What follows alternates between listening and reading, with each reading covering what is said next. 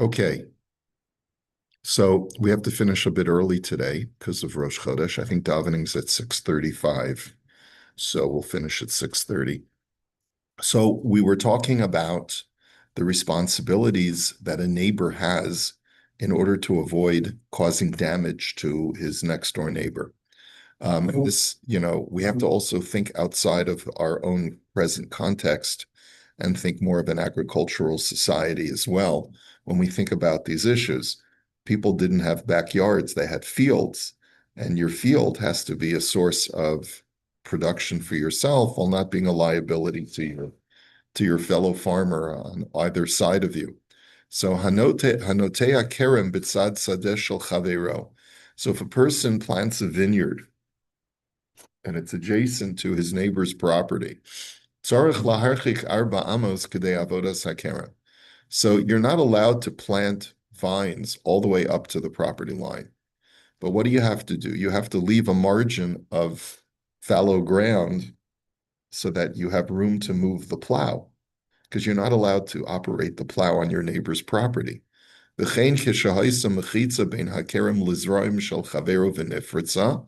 Now, there's also an issue of kilayim.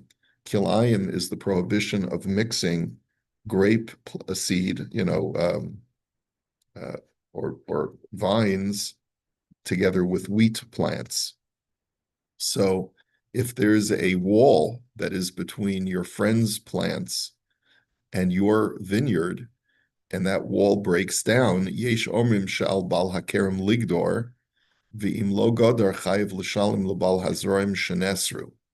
He says it becomes the responsibility for the owner of the vineyard to repair the wall. Now, he doesn't explain why, because he doesn't explain to us the background information about how the wall broke down. But generally speaking, there's an assumption that the wall broke because of the vines and the operation of the vineyard. And that's why the owner of the vineyard has to repair it. V'yesh omrim sheshneim chayovim ligdor, and some say that both of them have to fix it. Now, what's the machlokes here? Okay, so if we just scroll down just a little bit, why doesn't he provide us with the Shin Tes Zion? So it's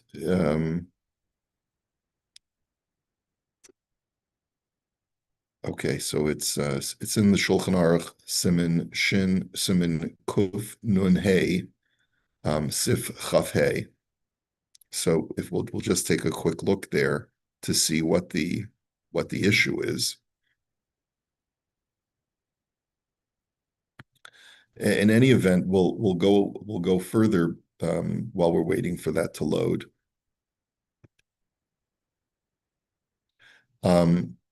So the next halachic issue is Bal Chanut. Let's see, why is this not moving? Okay. Let's try this again. Bal Chanut shehu mocher devarim shemazikim lishchenim. Let's say a store owner sells things that are harmful to the neighbors. What does he mean by that? Kigon imze reach ra. He's got something in his store that has a bad odor. Okay, say a guy owns a pot store, and we don't mean hands, we mean marijuana, cannabis, and now cannabis stores probably don't give off a bad smell unless you have customers smoking in the store.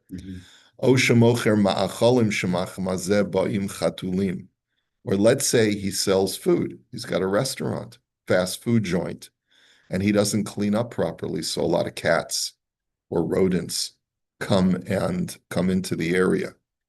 Yonim va'orvim, shehem,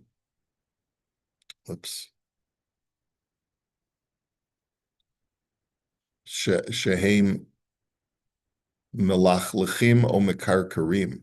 Or if a person has a bird coop, and he has what is it, an aviary? Is that what you would call it? and he has a lot of birds that come to him. He attracts birds, birdhouse, whatever. And as a result, a bunch of birds are constantly getting everything dirty with their waste. The same thing, like my brother-in-law had a chicken farm, and they had, 330,000 hens, and it wasn't cleaned properly, it smelled really bad. There you go. Yeah, so your brother would have been liable to your brother-in-law. Well, the egg board would make sure they were inspected. Oh, okay. O shaboyim achborim o yitushim, or that rodents or bugs come to the area as a result. Al hamoicher laharchik esanezek. That is this merchant who's dealing with these things that are a source of nuisance. He has a responsibility to distance these things from his neighbors or to eliminate the source of the nuisance. V'chein kol davar shehu ma'us im huchzak hachashachen she'istenu she'enu yochol lisovlo. He says, if it comes to other things that are off-putting, that are unseemly, now it could be that a particular neighbor has already established precedent of being very fastidious and very particular about this, but he says he can't tolerate it. Even though other people might be able to tolerate it, nonetheless, if this neighbor has already established himself as a very fastidious, finicky person, al hamazik laharchik hanezek, kol she'oto adam eno yachol lesovlo, then it is still the person who is the source of this annoyance. He still has an obligation to remove that from that neighbor. Now, of course, this has to be within reason, right? So first of all, let's go back and look at the Shulchan Aruch. Here, let me just here we go. So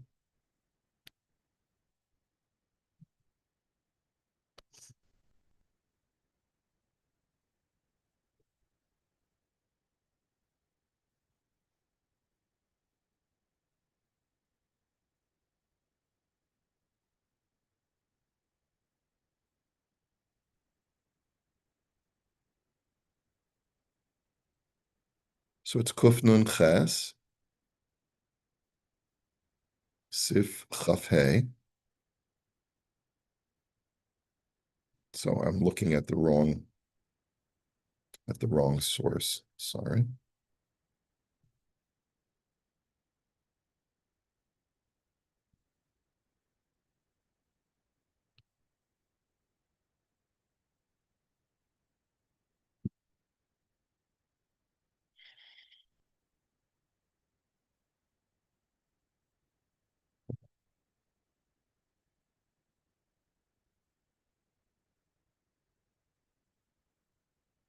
Kuf Nun Hey, sorry. Kuf Nun Hey Sif Ches.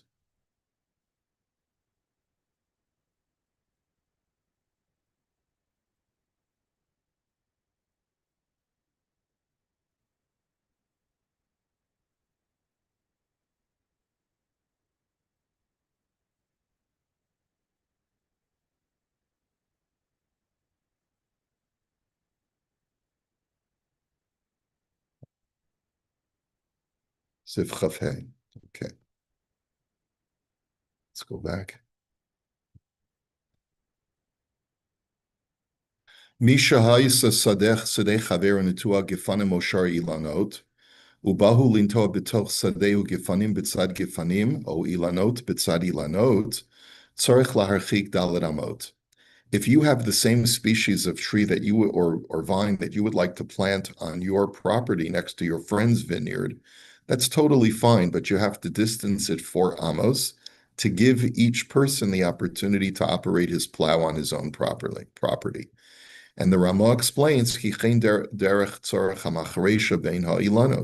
because that's how much space is necessary to get in between the vines or the trees. But if there's no need to get a plow in there, then you don't have to distance at all. Kol echad marchik chatzi hashir.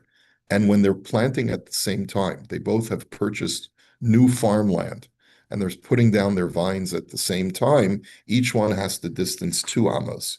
That's just logical. That's fair.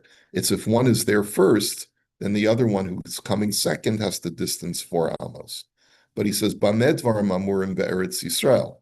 That's only true in the land of Israel. Aval b'chutz la'aretz marchik bein gefanim legefanim uvein ilanot lilanot 2 amot uvein gefanim l'shar ilanot 4 amot. He says, but in chutz la'aretz you don't have to go 4 amos distance. You only have to go 2 amos distance as long as they're of the same species. But if you're distancing vines from other species, then you have to distance 4 amos. Now, what's the rationale for this? What is the reason for this? So the answer is, let's see.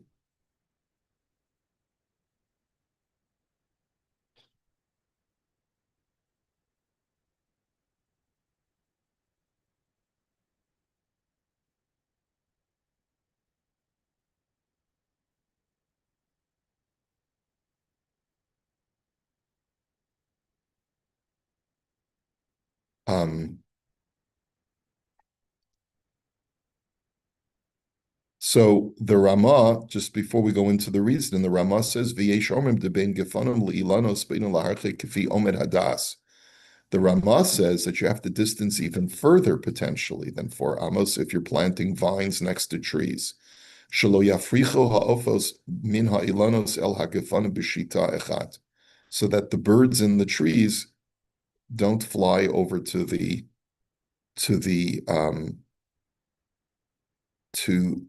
vines. And I don't know why. What would be the problem with that? V'yesh omrim davka b'noteya ilanot, aval noteya garin v'ha'ilan memela gadel ein tzarich laharchich. And some say that this whole halacha only applies to when you're planting trees. But if you're planting just seeds that will eventually grow into trees, then you don't have to distance at all. Reuven shemachar beso la'acher v'ginaso la'acher. Le'echad beginoso la'acher. If Reuven sells his house to one person and then his garden to another person, in other words, the house and the garden are adjacent, but he splits the sale. Ein bal hagina tzarich laharchik ilanosav afal pi shemachar habayis techila. So the owner of the garden does not have to distance his trees from the house, even though the house was sold first. And we do not assume that the person, when he sold the house, he was giving, let's say, visual rights to the owner of the house to obstruct the garden owner from planting trees. And in all cases where there is a fence that is built, each person can plant up all the way up to the wall. So we haven't seen him discuss this halacha about what happens if the wall is breached. But in order to understand what's going on over here, we would really have to look at the tour.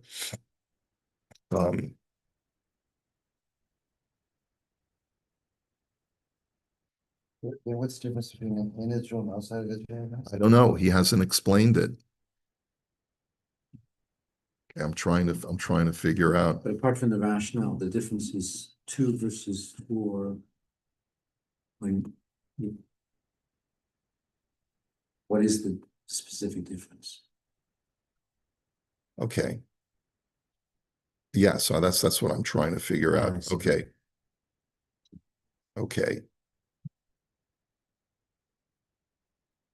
So if we go to the tour writes as follows.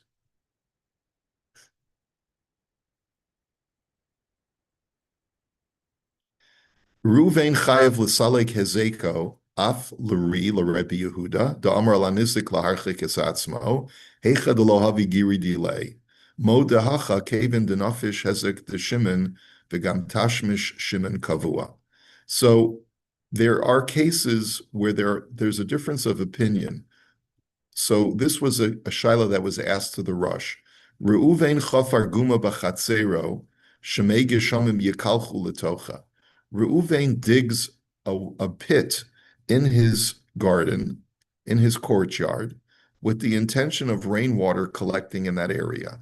Uchesharabu hamayim bokin va'ovrim derech chomos martev Shimon v'gamasriach b'chatzer Shimon mereach hamayim. And the question is as follows, that Shimon is now upset. Shimon is a neighbor. Why? Because first of all, the rainwater swells over the sides of the pit, such that it spills over into Reuven's property and floods his cellar. And the second issue is that the water creates a putrid smell. And so Reuven is annoyed that Shimon has dug this, essentially a reservoir on his property. So the question is, who's liable? Now, so it seems nearly Reuven chayev l'salek hezeko, af l'ri d'amar al hanizik laharchik es atzmo. So the Rush answered that it is Reuven, the guy who dug the pit. It's his responsibility to remove his source of damage, even according to Rebbe Yehuda in the Mishnah, who says that in cases where there's two neighbors and one is being damaged by the other neighbor, the damagee is the one who has to distance himself from the source of the damage, which is a minority opinion that we don't paskin like. But nonetheless, even he would agree that in this case, Reuven has the responsibility to remove the well.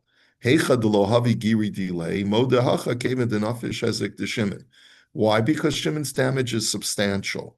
And Shimon's use of his property is on a regular basis, and you're basically preventing him from using his property in a pleasant way. He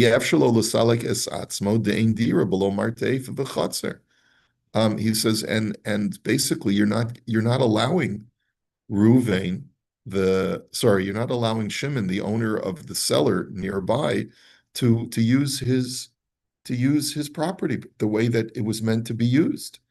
Delo kama Rabbi Yossi ela bebor v'ilan afal pisha habor kadam le'ilan. He says, because this shita of Rabbi Yossi, it's not Rabbi Yehuda, it's Rabbi Yossi, was where Rabbi Yossi says that the damagee is the one who has to move. That's only in a case of a pit and a tree.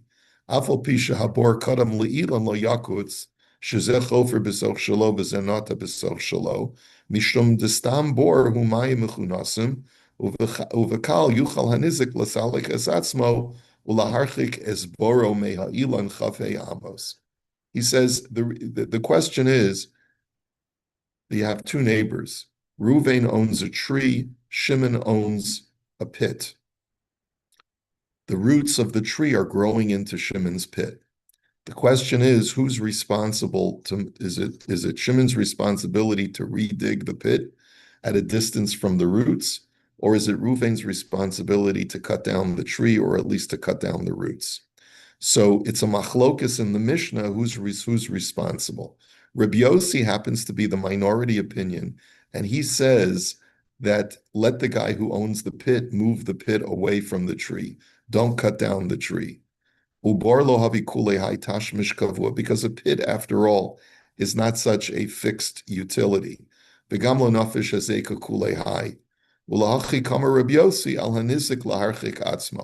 And also the damage from the roots is not substantial. I guess we're not talking about a cement-lined swimming pool. We're talking about a pit, a dirt pit. And therefore, Rabbi Yossi said it's not such an inconvenience for the owner of the pit to have to move, so let him move.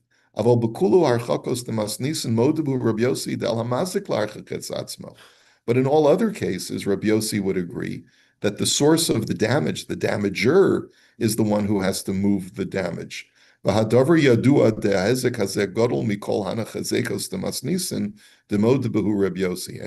the case that you've described, this case, where the guy had dug a reservoir in his property and it's flooding Shimon's basement, so then certainly that's a significant source of damage. V'gam lo dami le'ilan shalayimim rabim asid hezek lavo asher yigdalu hasharashim. He says, and furthermore, the damage that the roots of a tree cause is very gradual, and that's why Reb Yossi